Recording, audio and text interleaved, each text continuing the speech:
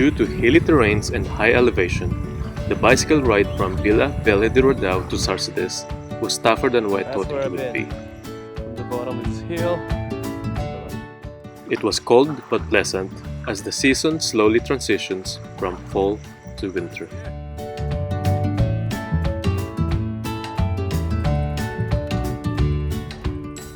The region of Castelo Branco is located in central Portugal, which is known for its cork, wine, olive oil, and cheese. The scenery and biodiversity here are wonderful and serene.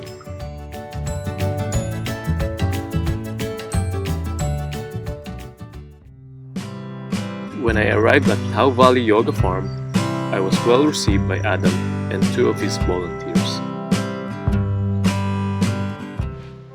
Adam founded Tao Valley Yoga Farm back in 2021 with a view to create a small collaborative community that embraces nature at the core of its values and practices.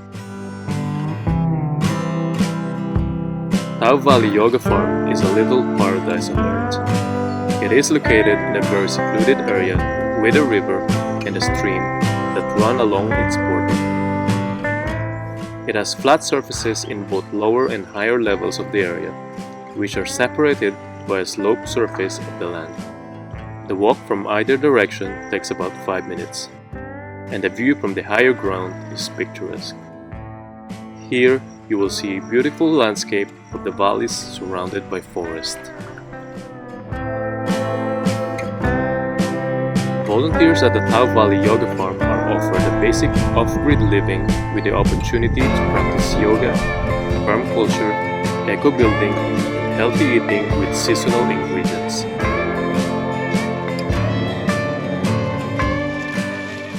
To help cultivate a sacred space and encourage people to look inwards, volunteers are encouraged to develop a grounded sense of being through daily spiritual practice, to live consciously in consuming as little electricity and water as possible, to minimize impact on nature by using organic products, and to observe silence from 9 p.m.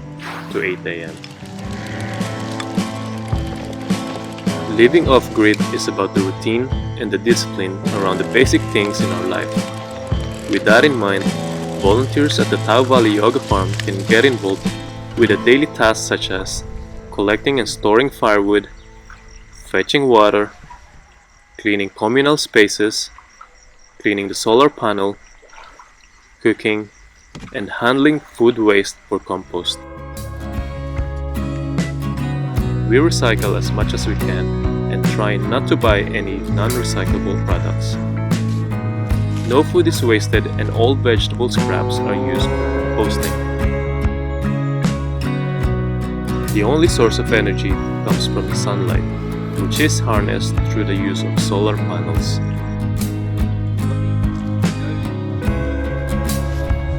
We collect well water for dishwashing and plants, and collect public tap water free for drinking and cooking.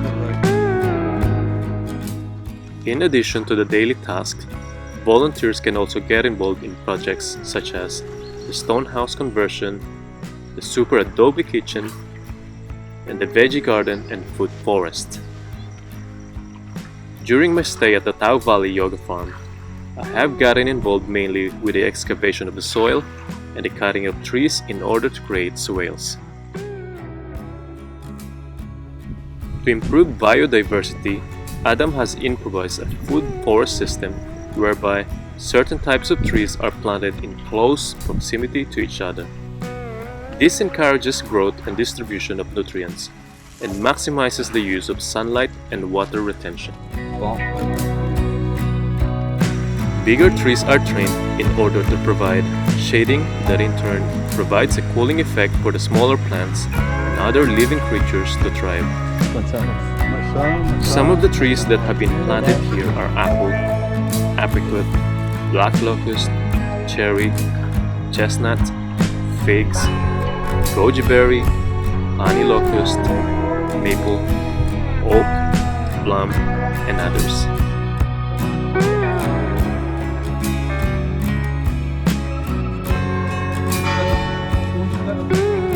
By applying the philosophies of permaculture, the goal is to create a self-sustaining, self-regulating, living system of food production that offers sustenance on multiple levels all year round.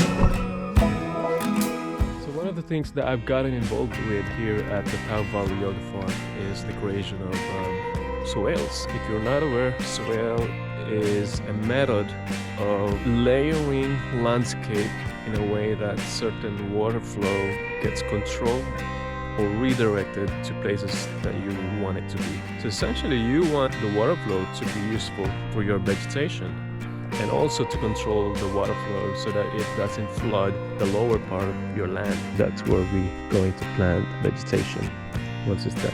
But let me explain to you what the swale is or how it's done even. Well, to start with, we've measured the contour of the land. The contour is essentially the level between certain points of the land. The level shouldn't be more than 2 centimeters apart. So in order to do that, we've used a tool called a bunyet. A bunyet is made of 2 sticks attached to a tube, a very long tube with water, and in those 2 sticks there are certain measurements. The points that we've used in this particular area that we're working on is this tree here, that tree there, that one there, there's one there, and there's another one right there. So we had to make sure that from that point on to each point are leveled. We've then cut some of the trees for the burn. A burn is the one that stops the water from overflowing. You've got something that blocks, kind of a foundation, usually trees.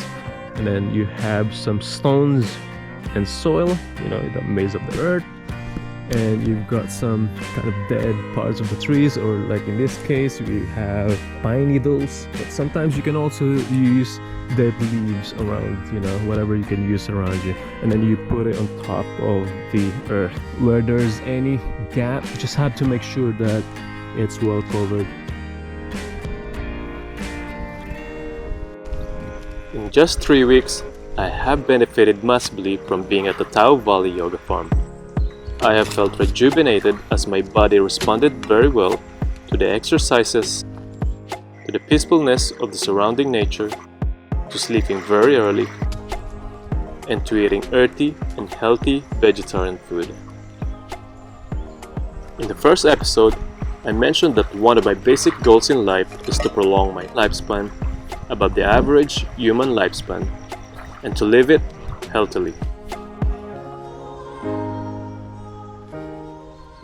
We are now living in an era of higher than ever rising costs of living.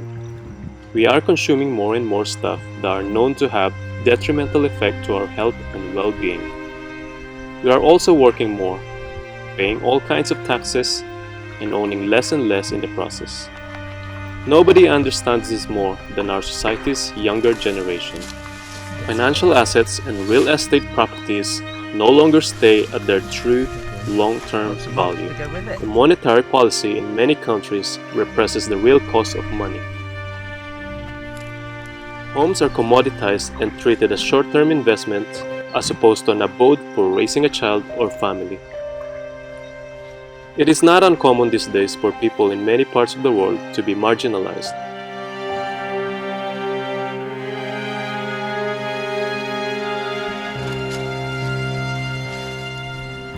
With regards to our diet, we've over-industrialized unsustainable production of food resources.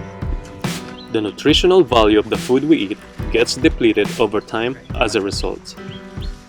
Many people suffer from obesity and are more susceptible to depression and pathological diseases. Earth resources are exploited for the benefit of the few, which damages the environment and increases our Mother Earth's average temperature in the process. We've already destroyed a lot of our forest ecosystems and continue to do so at a rapid pace. This increases the concentration of carbon dioxide in the atmosphere, which forests had sequestered for millions of years. Think about this for a moment.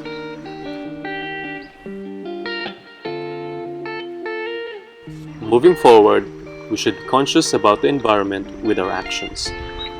And I don't mean stockpiling on some ESG branded financial structures that are marketed almost like a lip service which makes many of us jump into like a bandwagon. I meant actions that do make actual change. How much energy and water resources do I consume? How much walking or cycling do I do as opposed to driving between point A to B in short distances? How much stuff packed in plastics do I buy from the supermarkets? And how are these products sourced? How much food do I consume that is actually way more than what my body really needs? Are these food sources high in nutrients, or are they high in sugar and saturated fats? I don't advocate that we should revert to nomadic lifestyle the way we did some thousands of years ago.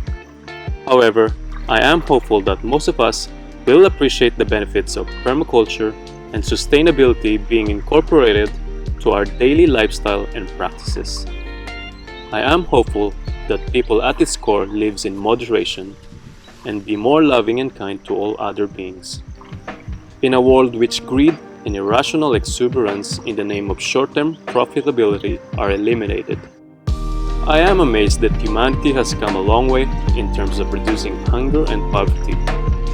I am hopeful that we continue this effort in order to alleviate other issues such as child labor, sex trafficking, drug addiction, and so forth. I don't want to sound callous, but I really don't care whether you call this virtue signaling or whatever. At some point, we all gotta wake up and face reality and act collectively for the benefit of our future generations, irrespective of our preconceived ideologies and cultural differences. My value and belief system is in line with the daily practices implemented by Adam at the Tao Valley Yoga Farm. Therefore, I am also hoping to visit Adam and this beautiful land again in the future. To learn more about Adam and the Tao Valley Yoga Farm, please see the links in the description below.